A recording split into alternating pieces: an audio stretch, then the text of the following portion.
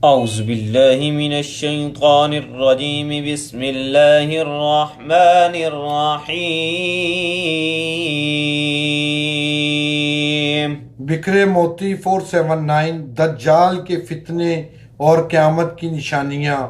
मुहद्दिसीन ने लिखा है कि दर्जा झेल हदीस अपने बच्चों को सिखाइए बल्कि लिखवाइए ताकि इन्हें भी याद रहे। इब्न माजा में है कि हजूर सल्लल्लाहु अलैहि वसल्लम ने अपने खुतबे का कमोपेश हिस्सा दज्जाल का वाक़या बयान करने, इससे डराने में ही सर्फ किया, जिसमें यह भी फरमाया कि दुनिया की इब्तदा से लेकर इंतहा तक कोई फितना इससे बड़ा नहीं। तमाम अंबिया अलैहिस्सलाम अपनी अपनी उम्मतों को इससे आगाह करते रहे हैं। मैं सबसे आखिरी नबी हूँ और तुम सबसे आखिरी उम्मत हो।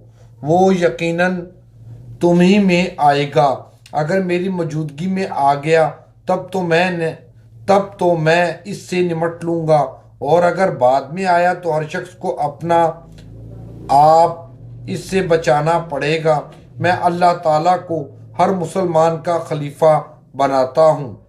वो शाम और इराक के दरमियान निकलेगा, दाएं बाएं खूब घूमेगा। लोगों, ए अल्लाह ताला के बंदो, देखो देखो तुम साबित कदम रहना। सुनो, मैं तुम्हें इसकी ऐसी सफात सुनाता हूँ जो किसी नबी ने अपनी उम्मत को नहीं सुनाई।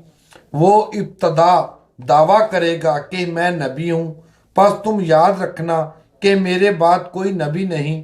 फिर वो इससे भी बढ़ जाएगा और कहेगा मैं खुदा हूँ, बस तुम याद रखना कि खुदा को इन आँखों से कोई नहीं देख सकता। हाँ, मरने के बाद दीदार बारी ताला हो सकता है। और सुनो, वो काना होगा और तुम्हारा रब काना नहीं।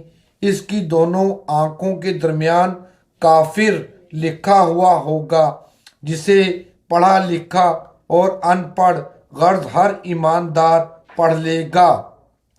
इसके साथ आग होगी और बाग होगा। इसकी आग दरअसल जन्नत है और इसका बाग दरअसल जहन्नुम है। सुनो, तुम में से जिसे वो आग में डाले वो अल्लाह ताला से फरियाद रसी चाहे और सूरह कहफ की इब्तदाई आयत पढ़े। इसकी वो आग इस पर ठंडक और सलामती बन जाएगी, जैसे कि खलीलुल्लाह अलैहिस्सलाम पर नमरूद की आग हो गई थी। इसका फितना ये भी होगा कि वो एक अरबी से कहेगा कि अगर मैं तेरे मरे हुए माँ बाप को जिंदा कर दूं, फिर तो तू मुझे रब मान लेगा। वो इकरार करेगा। इतने में दो शैतान इसकी माँ और बाप की शक्ल में जाहिर होंगे और इसे कहेंगे, बेटे, यही तेरा रब है, तू इसे मान ले। इसका एक फितना ये भी होगा कि वो एक शख्स पर मुसल्लत कर दिया जाएगा। इसे आरे से चरवाह कर दो टुकड़े करवा देगा। फिर लोगों से कहेगा कि मेरे इस बंदे को देखना, अब मैं इसे जिंदा कर दूंगा। लेकिन फिर भी ये यही कहेगा, इसका रब मेरे सिवा और है। चुनाचे ये इसे उठाए बिठाएगा और ये खबीस इससे पूछेगा कि तेरा रब कौन है। वो जवाब देगा, मेरा रब अल्लाह ताला है, और और तू खुदा का दुश्मन दज्जाल है। खुदा की कसम, अब तो मुझे पहले से भी ज्यादा यकीन हो गया। दूसरी सनद से मुरव्वी है कि हजूर सल्लल्लाहु अलैहि वसल्लम ने फरमाया, ये मोमिन मेरी तमाम उम्मत से ज्यादा बुलंद दर्जे का उम्मती होगा। हजरत अबू सईद खुदरी रजी अल्लाह तआला अन्हु फरमाते हैं कि इस हदीस को सुनकर हमारा ख्याल था कि ये शख्स हजरत उमर बिन खत्ताब रजी अल्लाह तआला अन्हु ही होंगे। आप रजी अल्लाह तआला अन्हु की शहादत तक हमारा यही ख्याल रहा।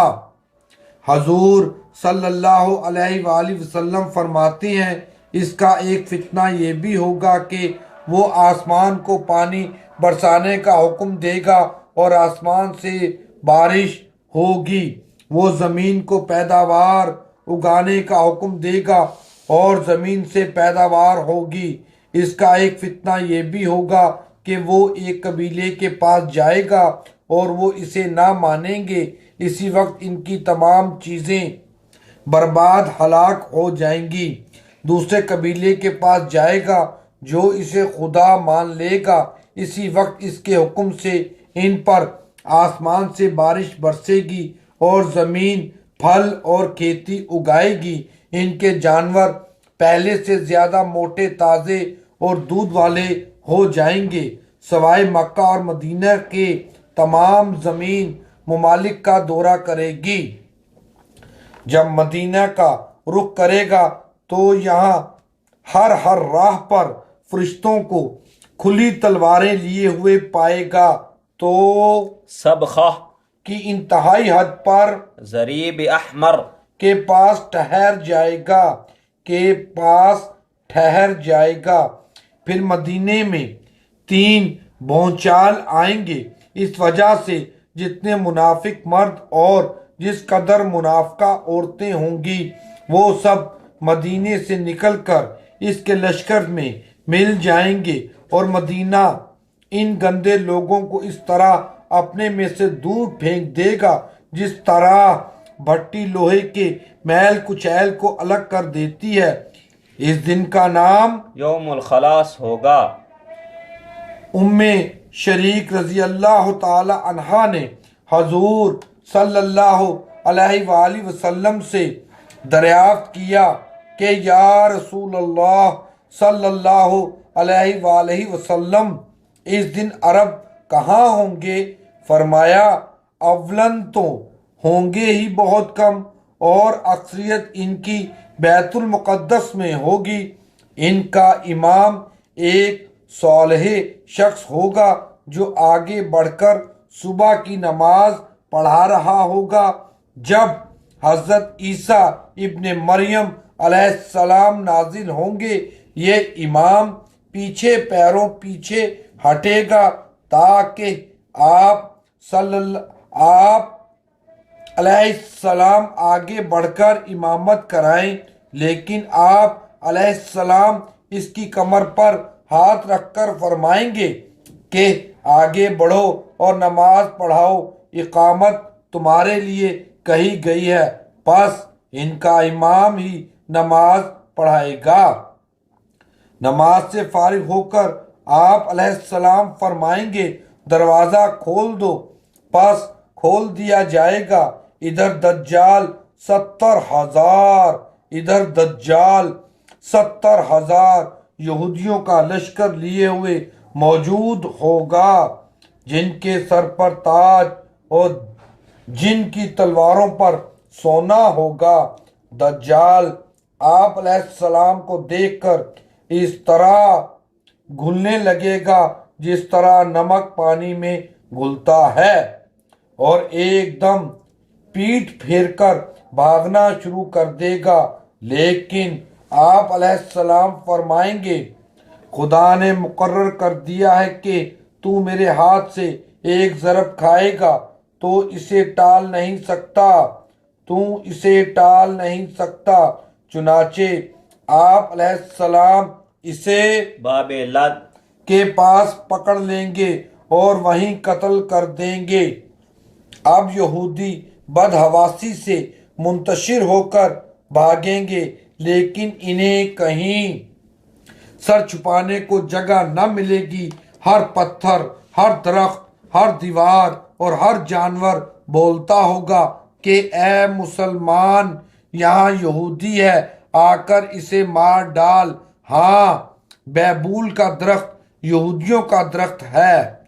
ये नहीं बोलेगा हाँ, बैबूल का दरख्त यहूदियों का दरख्त है, ये नहीं बोलेगा। हजूर सल्लल्लाहु अलैहि वसल्लम फरमाते हैं, फिर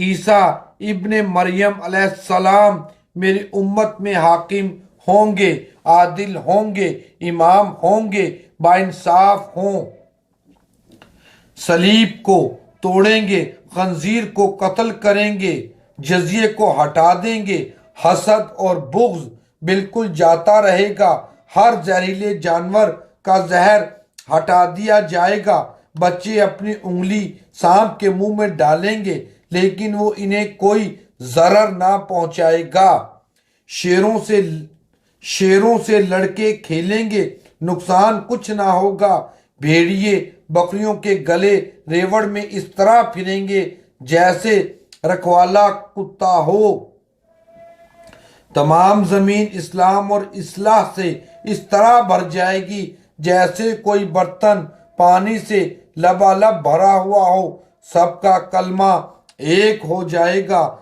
अल्लाह के सिवा किसी की इबादत ना होगी, लड़ाई और जंग बिल्कुल मौकूफ हो जाएगी, जमीन मिस्ल सफेद चांदी के मुनव्वर हो जाएगी, एक जमात को एक अंगूर का खोशा पेट भरने के लिए काफी होगा, एक अनार इतना बड़ा होगा कि एक जमात खाए और सैर हो जाए, बैल इतनी इतनी कीमत पर मिलेगा और घोड़ा चंद दरमों पर मिलेगा। लोगों ने पूछा इसकी कीमत गिर जाने की क्या वजह होगी? फरमाया इसलिए कि लड़ाइयों में इसकी सवारी बिल्कुल ना ली जाएगी। दरियाफ्त किया गया कि बैल की कीमत बढ़ जाने की क्या वजह है? फरमाया इसलिए कि तमाम जमीन में खेतियां होनी शुरू हो जाएंगी। दज्जाल के ज़हूर से 3 साल पेशतर से कहत साली होगी। पहले साल बारिश का तीसरा हिस्सा बाहुक्म खुदा रोक लिया जाएगा और जमीन की पैदावार का भी तीसरा हिस्सा कम हो जाएगा। फिर दूसरे साल खुदा आसमान को हुक्म देगा कि बारिश की 2/3 रोक ले और यही हुक्म जमीन को होगा कि अपनी पैदावार 2/3 कम कर दे। तीसरे साल आसमान से बारिश का एक कतरा ना बरसेगा, ना जमीन से कोई रुआईदगी पैदा होगी। तमाम जानवर इस कहत से हलाक हो जाएंगे मगर जिसे खुदा चाहे। आप सल्लल्लाहु अलैहि वसल्लम से पूछा गया कि फिर इस वक्त लोग जिंदा कैसे रहेंगे? आप सल्लल्लाहु अलैहि वसल्लम ने फरमाया इनकी ग़िज़ा के कायम मुकायम इस वक्त इनका ला इलाहा इल्लल्लाह कहना और अल्लाहु अकबर कहना और सुब्हानल्लाह कहना और अल्हम्दुलिल्लाह कहना होगा। इमाम इब्ने माजा रहमतुल्लाह अलैह फरमाते हैं मेरे उस्ताद ने अपने उस्ताद से सुना, वो फरमाते थे ये हदीस इस काबिल है कि बच्चों के उस्ताद इसे बच्चों को भी सिखा दें बल्कि लिखवाएं ताकि इन्हें भी याद रहे। तफसीर इब्ने कसीर जिल्द 1 सफ़ा 670, 671, 672। जज़ाकल्लाह। रब्बना ज़लमना अनफुसना व इन लम तग़फिर लना व तरहमना लनकूनन्न मिनल खासिरीन। आमीन। रब्बना व तक़ब्बल दुआ रब्बि जअलनी मुक़ीमस्सलाति व मिन ज़ुर्रिय्यति रब्बना व तक़ब्बल दुआ। आमीन। रब्बना इग़फिर ली व लिवालिदैय व लिलमुअ्मिनीन यौम यक़ूमुल हिसाब। आमीन। रब्बना व ला तुहम्मिलना मा ला ताक़त लना बिही वअफ़ु अन्ना वग़फिर लना वरहमना अंत मौलाना فانصرنا على القوم الكافرين آمين. اللهم إني أسألك علما نافعا ورزقا طيبا وعملا متقبلا. آمين. اللهم اهدني وارزقني وعافني وارحمني. آمين. صلى الله عليه وآله وسلم. आमीन। जज़ाकल्लाह। 6/3/2015 बरोज़ जुमा। अल्लाहु अकबर।